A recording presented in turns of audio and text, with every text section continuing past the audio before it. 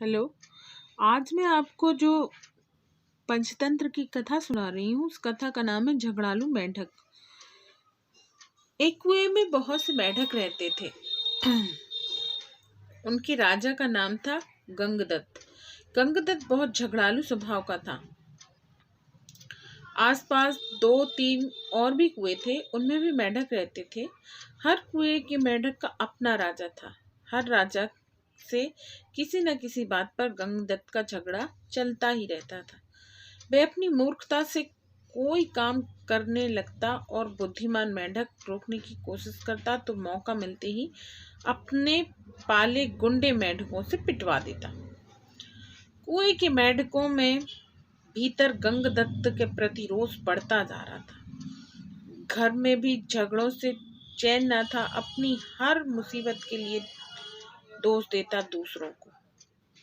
एक दिन गंगदत्त पड़ोसी मेंढक राजा से खूब झगड़ा, खूब तू मैं हुई।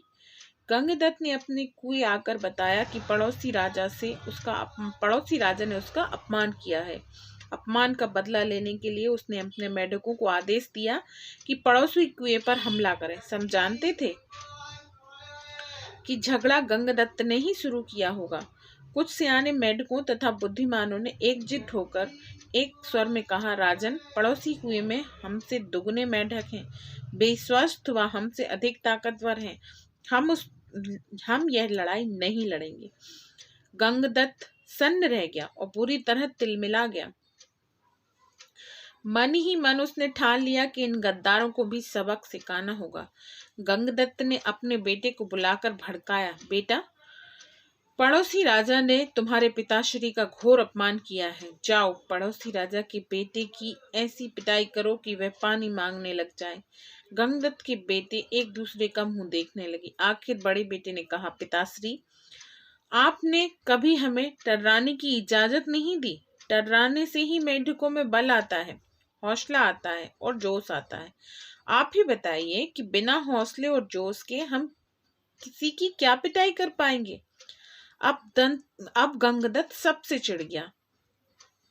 एक दिन वह कुड़ता और बड़बड़ाता कुएं से बाहर निकल इधर उधर घूमने लगा। उसे एक भयंकर नाग पास ही बने बिल में घुसता नजर आया। उसकी आंखें चमकी।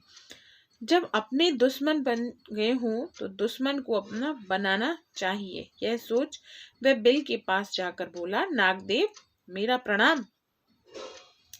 नागदेव पुकारा, अरे मेंढक, मैं तुम्हारा बैरी हूँ, तुम्हें खा जाता हूँ और तुम मेरे बिल के आगे आकर मुझे आवाज दे रहे हो। गंगदत्त टर्राया, हे नाग, कभी कभी शत्रुओं से ज्यादा अपने दुख देने लगते हैं। मेरा अपना जाति वालों और सगों से इतना घोर अपमान किया है कि उन्हें सबक सिखाने के लिए मुझे तुम जैसे शत्रु के पास सहायता मांगने आना पड़ा। तुम मेरी दोस्ती स्वीकार करो और मजे करो। नाग के बिल के पास अपना सिंह नाग ने बिल से अपना सिर बाहर निकाला और बोला, मजे? कैसे मजे? गंगदत्त ने कहा, मैं तुम्हें इतने मेंढक खिलाऊंगा कि तुम मुटाते मुटाते अजगर बन जाओगे।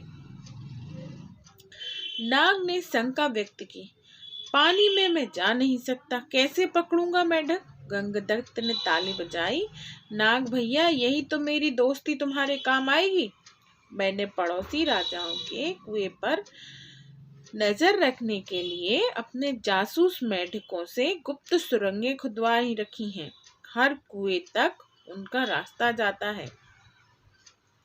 सुरंगें जहां मिलती हैं वहां एक कक्ष है। तुम वहां रहना और जिस जिस मेंढक को खाने के लिए कहूं उसे खाते जाना।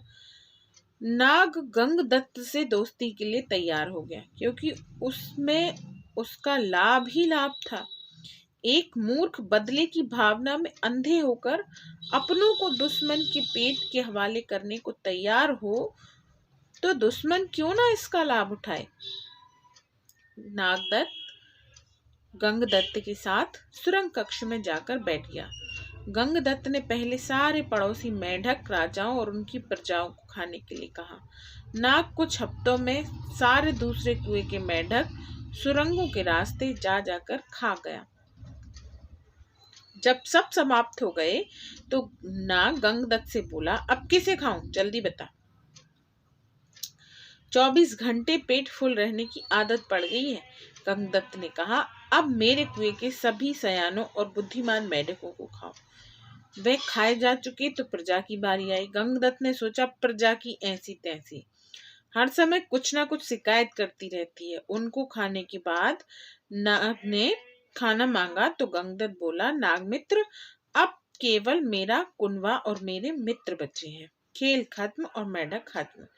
नाग ने फन फैलाया और फुंकारने लगा, मेढक, मैं अब कहीं नहीं जाने का, तू अब खाने का इंतजाम कर वरना हिश।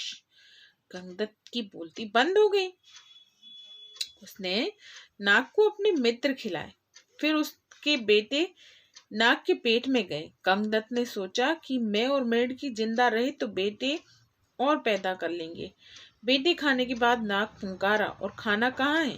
गंगदत्त ने डरकर मेढकी की ओर इशारा किया। गंगदत्त ने स्वयं के मन को समझाया, चलो बूढ़ी मेढकी से छुटकारा मिला, नई जवान मेढकी से विवाह कर नया संसार बसाऊंगा।